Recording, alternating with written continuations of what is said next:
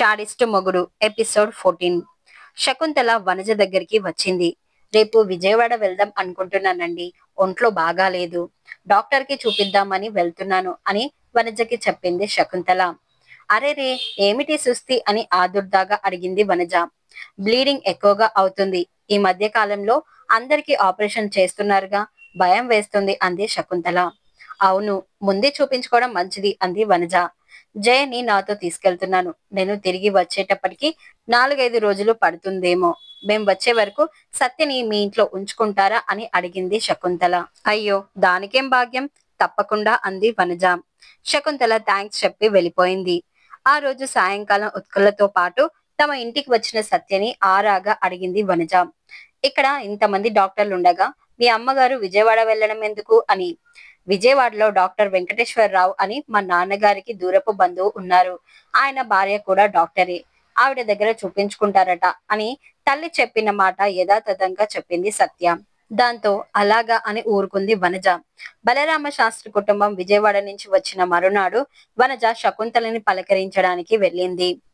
నీకు చాలా శ్రమ ఇచ్చాను. మా సత్య మిమ్మల్ని ఏమి ఇబ్బంది పెట్టలేదు కదా అంది శకుంతల. శ్రమకేముంది, సత్యకి ప్రత్యేకంగా చేసింది ఏముంది, ఉత్కలతో బాటే తను కూడా అని. మీ ఒంట్లో ఎలా ఉంది అని అడిగింది వనజ. రిపోర్టులన్నీ నార్మల్ గానే ఉన్నాయి, మందులు రాసిచ్చారు అని చెప్పింది శకుంతల. ఆపరేషన్ అవసరం లేకపోవచ్చులేండి. ఇంకా ఏదో అనబోతున్న వనజ అప్పుడే అక్కడికి వచ్చిన జయని చూసి నోట మాట రానట్టయింది. చిక్కి శల్యమైపోయి తెల్లగా పాలిపోయి ఉన్న ఆమెని చూసి ఒంట్లో బాగా లేదమ్మా అని అడిగింది వనజ. దాంతో సమాధానం శకుంతల నుంచి వచ్చింది.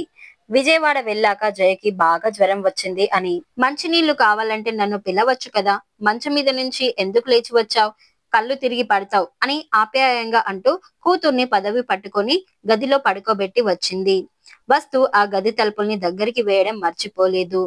బంగారు బొమ్మలా ఉండే పిల్ల, కళ్ళల్లో ప్రాణాలు పెట్టుకుని ఎలాగా అయిపోయింది అంది సానుభూతిగా వనజ. ఇంకా ఆమె మరేమీ ప్రశ్నించకుండా శకుంతల టాపిక్ మార్చి మరేదో మాట్లాడసాగింది. మూసిన తలుపుల వెనుక గదిలో పడుకుని ఉన్న జయకి ఉప్పెనెలా దుఃఖం ముంచుకొచ్చింది. తన కలలన్నీ నాశనమయ్యాయి.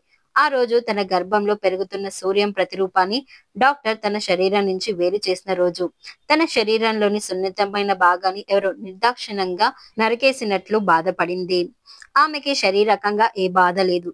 కొన్నాళ్ల పాటు వాడమని డాక్టర్ ఇచ్చిన మందులను యంత్రంలా మింగుతుంది.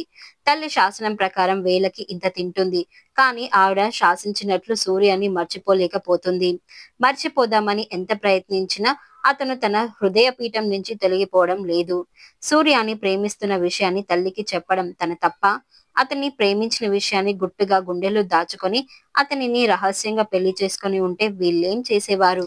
వాళ్ళ పెద్దరికానికి విలువనిచ్చి తన ప్రేమ విషయం వాళ్ళతో చెప్పడమే తను చేసిన తప్ప. తన మేనత్తలా ప్రేమించిన వ్యక్తితో వెళ్లిపోయి లోకం దృష్టిలో లేచిపోయింది అనే పేరు తెచ్చుకోవాలనుకోలేదు. పెద్దల అనుమతితో అతన్ని పెళ్లి చేసుకోవాలనుకుంది. కానీ అదే తను చేసిన తప్ప అని జయ కుమిలిపోసాగింది. జయకి జ్వరం వచ్చిందని శకుంతల చెప్పిన విషయం వనజకెందుకో నమ్మశక్యంగా అనిపించడం లేదు. ఆ రాత్రి భర్తతో అంది, ఈ ఊళ్ళో ఇంతమంది డాక్టర్లు ఉండగా శకుంతల విజయవాడ వెళ్లడం ఏమిటి? ఆవిడ చెప్పిందంతా అబద్ధం. జయకి జ్వరం వచ్చిందని చెబుతుంది అంది వనజ. నిజంగా ఆ అమ్మాయికి జ్వరమేనేమో అన్నాడు భర్త శంకరం. కాదు, జయకి అబార్షన్ చేయించి ఉంటారు అంది వనజ. చ, ఏం వాగుతున్నావ్ అని శంకరం చిరాగ్గా అరిచాడు. ఆ పిల్ల వాలకాన్ని చూస్తే నాకు అలాగే అనిపించింది అంది. నువ్వు నోరు మూస్తావా లేదా? ఒక ఆడపిల్ల గురించి అలాగేనా మాట్లాడడం? శకుంతల గారు నీ ఫ్రెండ్ అంటావు, ఏవేవో ఊహించుకొని వాళ్ళ అమ్మాయిపై నింద మోపడం చాలా తప్పు. ఈ విషయం ఇక్కడితో మర్చిపో. ఎవరి దగ్గరైనా నోరు జారావంటే చంపేస్తా నిన్ను అని భర్త అరుపులకి వనజ నోరు మూతపడింది. దాంతో గొనుక్కుంటూ యువతలకి వచ్చిన ఆవిడకి ఎదురుగా ఉత్కల సెల్ ఫోన్ లో మాట్లాడడం కనిపించింది. ఆమె కళ్ళు అరమోడుపులయ్యి ఉండడం, ముఖంలోని నును సిగ్గు చూసిన ఆమెకి మొదటిసారిగా కూతురుపై అనుమానం వచ్చింది. ఉత్కల అని బిగ్గరగా అరిచింది. ఆమె అదిరిపడి తల్లి వైపు చూసింది. ఎవరిది ఫోన్లో అని అడిగింది వనజ. నా ఫ్రెండ్ పరిమళ అని ఉత్కల క్షణం తడబడినా మళ్ళీ నిబ్బరంగా చెప్పింది. ముందు వెళ్ళి చదువుకో, అస్తమానం ఫోన్లో మాట్లాడకు, సెల్ ఫోన్ బల్ల మీద పెట్టి వెళ్ళి చదువుకో అని కసిరినట్టు అంది వనజ. దాంతో అలాగే మమ్మీ అంటూ ఉత్కల బుద్ధిగా సెల్ ఫోన్ ని డైనింగ్ టేబుల్ మీద పెట్టి గదిలోకి వెళ్ళింది. వెళ్లే ముందు పార్థు నెంబర్ ని డిలీట్ చేసి ఫోన్ స్విచ్ ఆఫ్ చేసింది. ఇక అమృత ఇంట్లో విరజ తన 5 ఏళ్ల కొడుకు రవిని తీసుకొని వాడు చదువుతున్న కాన్వెంట్ కి బయలుదేరింది. వెళ్లే ముందు అత్తగారితో చెప్పింది, ఇవాళ పేరెంట్ టీచర్ మీటింగ్ ఉంది, నేను స్కూల్ కి వెళ్ళొస్తాను అత్తయ్య అని. ఆవిడ వెళ్ళిరా అమ్మ అంది కృష్ణవేణి. స్కూల్ రాగానే డ్రైవర్ కార్ ఆపి డోర్ తెరిచి పట్టుకున్నాడు. స్కూల్లో అప్పటికే కొంతమంది పేరెంట్స్ వచ్చి ఉన్నారు, ఇంకా కొంతమంది వస్తూ ఉన్నారు. ఇంకా మీటింగ్ స్టార్ట్ అవ్వలేదు. విరజ రవి అడుగుతున్న ప్రశ్నలకు ఓపికగా జవాబిస్తుంది. ఇంతలో ఒక యువతి విరజ దగ్గరికి వచ్చి నవ్వుతూ పలకరించింది, బాగున్నారా అని. ఆమెకి ఎంత ఆలోచించినా ఆ యువతి ఎవరో గుర్తు రావడం లేదు. మా టీచర్ అని రవి రహస్యంగా తల్లి చెవిలో గొనికి లేచి నిలబడి విష్ చేశాడు. గుడ్ ఈవినింగ్ టీచర్ అని. Good evening. రవి మీ అబ్బాయా అని ఆమె చనువుగా అడిగింది. అవును, నీకు నేనెలా తెలుసు అని విరజ అడిగింది. మిమ్మల్ని అమృత పెళ్లిలో చూశాను. నేను అమృత మేనమామ కూతుర్ని. ఇక్కడే తెలుగు టీచర్ గా పనిచేస్తున్నాను అని అంది ఆమె. విరజ ఆమెని ఆపాదమస్తకం శల్య పరీక్ష చేస్తున్నట్టు చూసింది. చవక రకం నైలాన్ చీర, మెడలో రోల్డ్ గోల్డ్ గొలుసు, చేతులకి మట్టి గాజులు ధరించి ఉన్న ఈమె అమృత మేనమామ కూతుర అనుకుని, మీ పేరు అని అడిగింది విరజ. నా పేరు శ్రీవల్లి అని చెప్పింది. మీరు ఇక్కడ పనిచేస్తున్నట్టు అమృత నాకు చెప్పలేదేం అంది విరజ. దానికి తెలిసి ఉండదు లేండి అంది. మీ వారు కూడా ఇక్కడే పనిచేస్తూ ఉన్నారా అని అడిగింది విరజ. లేదండి, ఆయన ఆటో డ్రైవర్ అని చెప్పింది శ్రీవల్లి. ఆమె చెప్పింది విన్న విరజ కనుబొమ్మలు పైకి లేచాయి. మన కులంలో ఆటో డ్రైవర్ గా ఎవరు పనిచేయరే అంది విరజ. ఆయన మన కులం కాదు అండి అంది ఆమె.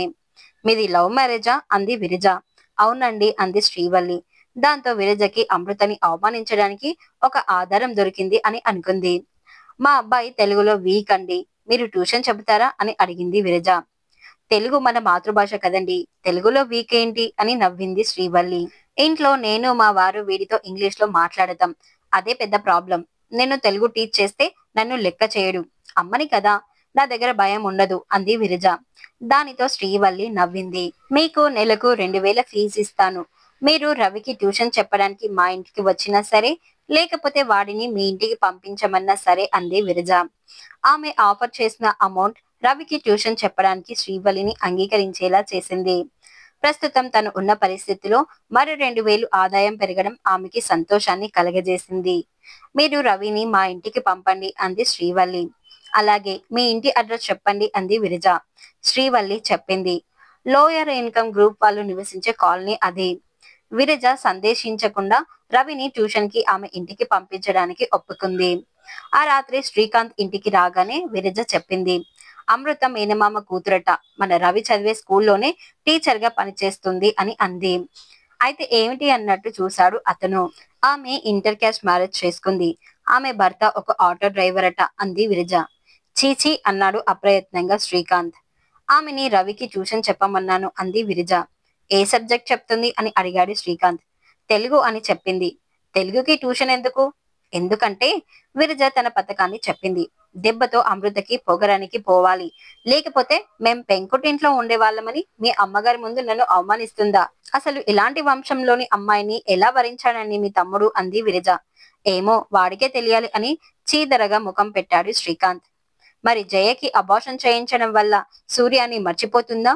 శ్రీవల్లి గురించి తెలుసుకున్న విరజ అమృత మీద ఎలా రివెంజ్ తీర్చుకుంటుంది తెలుసుకోవాలి అంటే నెక్స్ట్ ఎపిసోడ్ వినాల్సిందే. మీరేమైనా గెస్ట్ చేస్తే కామెంట్ బాక్స్ లో కామెంట్ చేయండి. అలాగే ఈ వీడియో నచ్చితే లైక్ చేసి, షేర్ చేసి, సబ్స్క్రైబ్ చేసుకోండి.